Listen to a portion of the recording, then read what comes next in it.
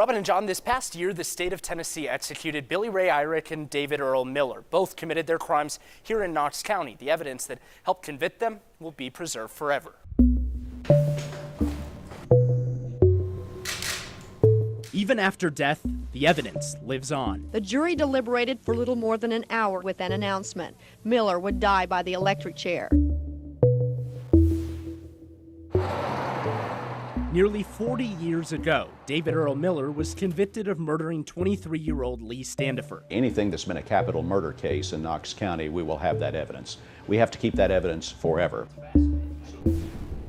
Of the more than 20,000 pieces of evidence locked away in the basement of the city-county building, many help solve some of the biggest, most heinous crimes in the history of Knox County. Billy Ray Irick, David Earl Miller, we have those.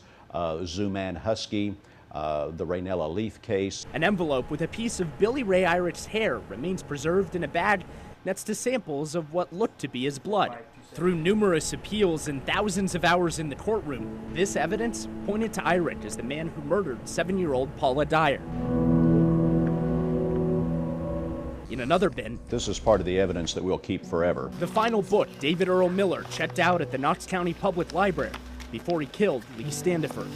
There's so much evidence from so many cases in this room, there's no more space left on the shelves. We have over 23,000 items in this room, and we're running out of space. And so we're looking now to talk with our judges and the Attorney General to see if there's some things that we can take out of the room. Mike Hammond is the criminal court clerk in Knox County. In the past several years, the county invested $80,000 to modernize the evidence room, working to place evidence tags into a computer system and move away from an organized chaos approach that once ruled the evidence room. Coming into the room, you would have had boxes that were almost to the ceiling, and you couldn't walk because everything was just here. With cases dating back to the 1970s, the rows of moving shelves now sit mostly full. The oldest murder case still preserved, Walter Carruthers from 1980.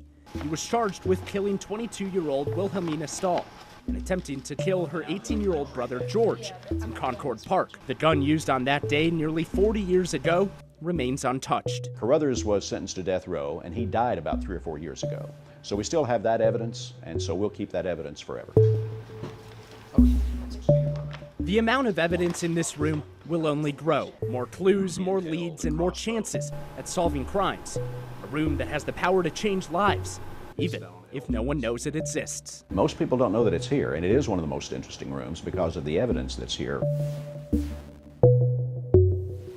There is one piece of evidence that is no longer held in the evidence room. You may remember Krista Gale Pite, the youngest woman on death row.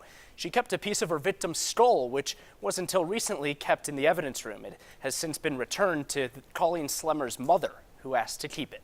Robin and John.